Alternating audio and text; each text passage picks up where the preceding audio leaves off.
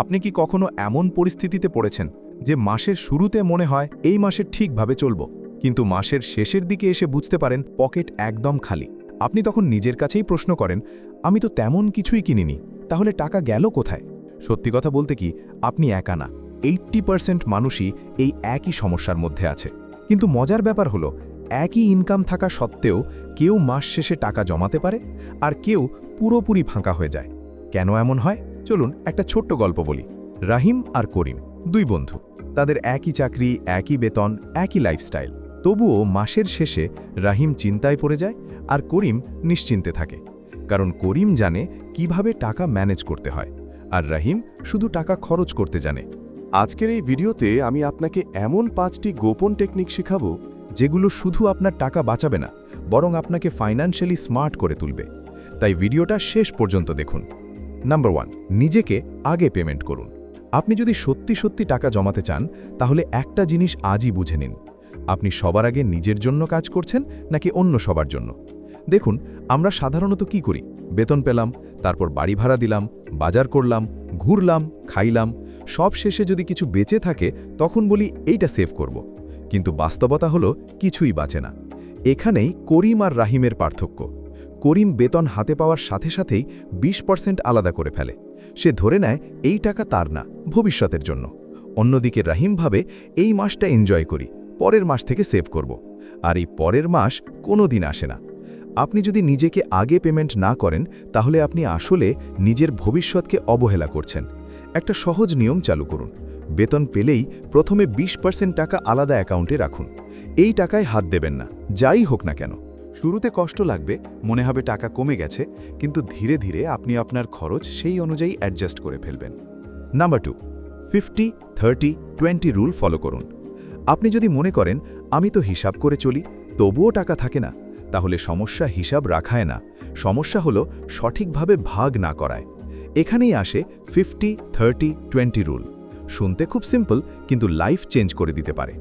ধরুন আপনার মাসিক ইনকাম 30,000 টাকা। এখন এই টাকাকে 3টে ভাগে ভাগ করবেন।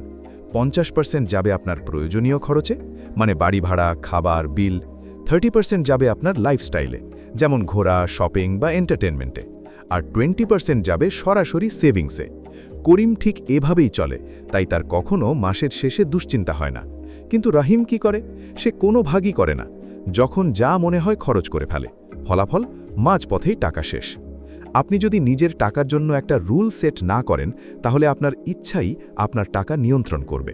মনে রাখবেন, টাকা ম্যানেজ করা মানে শুধু খরচ কমানো না, বরং সঠিক জায়গায় সঠিক পরিমাণে খরচ করা। নাম্বার 3, ছোট খরচের ফাঁদ থেকে বেরোন। আপনি হয়তো ভাবেন, এই মাত্র 50 টাকা, ওই 100 টাকা, এতে আর কি হবে? কিন্তু আসল খেলা এখানেই। এই ছোট ছোট খরচগুলোই আপনার অজান্তে সবচেয়ে বড় লস তৈরি করে। ধরুন প্রতিদিন শুধু 100 টাকা করে আপনি চা, স্ন্যাক্স বা অপ্রয়োজনীয় কিছুতে খরচ করলেন, মাস শেষে সেটা দাঁড়ায় 3000 টাকা। এখন ভাবুন, বছরে 36,000 টাকা। রাহিম ঠিক এই ভুলটাই করে। সে প্রতিদিনের ছোট ছোট খরচকে সিরিয়াসলি নেয় না, কিন্তু করিম প্রতিটা খরচ লক্ষ্য করে। সে জানে ছোট খরচই বড় ফাঁদ। আপনি যদি সত্যিই টাকা জমাতে চান, তাহলে প্রথমে এই ছোট খরচগুলো কন্ট্রোল করতে হবে। আপনি চাইলে একটা ছোট নোট বা অ্যাপে প্রতিদিনের খরচ লিখে রাখতে পারেন। তাহলেই বুঝবেন টাকা কোথায় উড়ে যাচ্ছে। বিশ্বাস করুন, শুধু এই একটা অভ্যাস বদলালেই আপনার সেভিংস চোখে পড়ার মতো বাড়বে। মনে রাখবেন, বড় খরচ মানুষকে ধীরে ধীরে গরিব করে না, ছোট ছোট অদৃশ্য খরচই আসল গেম খেলছে। নাম্বার 4, কিছু কেনার আগে নিজেকে একটু সময় দিন। আপনি কি কখনো এমন করেছেন, কিছু দেখলেন, ভালো লাগলো, আর সাথে সাথেই কিনে ফেললেন? যদি করে থাকেন, তাহলে বুঝে নিন এই অভ্যাসটাই আপনার সেভিংসের সবচেয়ে বড় শত্রু। আমরা এখন এমন এক যুগে আছি যেখানে সব কিছু instant delivery, instant payment, instant আনন্দ। কিন্তু সমস্যা হলো, এই ইনস্ট্যান্ট আনন্দই আমাদের ভবিষ্যতের ক্ষতি করে। এখানে করিম কি করে জানেন? সে কোনো কিছু কেনার আগে নিজেকে সময় দেয়, কমপক্ষে 1 থেকে 3 দিন। এই সময়ের মধ্যে সে নিজেকে প্রশ্ন করে, এই জিনিসটা কি আমার সত্যিই দরকার নাকি শুধু ইচ্ছা? অন্যদিকে রাহিম কি করে? সে দেখে, পছন্দ হয়, আর সাথে সাথে কিনে ফেলে। তার কাছে না বলার কোনো সিস্টেমই নেই। মজার বিষয় হলো, করিম 3 দিন পর তার কিনতে চাওয়া জিনিসের কথাই ভুলে যায়, মানে সেই জিনিসটা আসলে তার দরকারই ছিল না। তাই আপনি যদি নিজেকে থামাতে পারেন, সেখানেই আপনি জিতছেন। মনে রাখবেন, যে মানুষ নিজের ইচ্ছাকে কন্ট্রোল করতে পারে সেই একদিন নিজের ফাইন্যান্সিয়াল লাইফ কন্ট্রোল করতে পারে। নাম্বার 5, একাধিক ইনকাম বাড়ানোর চিন্তা করুন। আপনি যদি সব সময় শুধু খরচ কমানোর চিন্তা করেন, তাহলে এক সময় গিয়ে আপনি ক্লান্ত হয়ে জানেন, কারণ খরচ কমানোর একটা লিমিট আছে, কিন্তু ইনকাম বাড়ানোর কোনো লিমিট নেই। বেশিরভাগ মানুষই এখানে ভুল করে। তারা ভাবে আমি কম খরচ করলেই ধনী হয়ে যাব, কিন্তু বাস্তবে আপনি যতই কৃপণ হন, ইনকাম না বাড়ালে বড় কিছু করা সম্ভব না।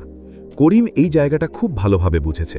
সে শুধু সেভিংস করে না, সে নিজের ইনকাম বাড়ানোর জন্য নতুন স্কিল শেখে, পার্ট টাইম কাজ করে, অনলাইনে কিছু করার চেষ্টা করে।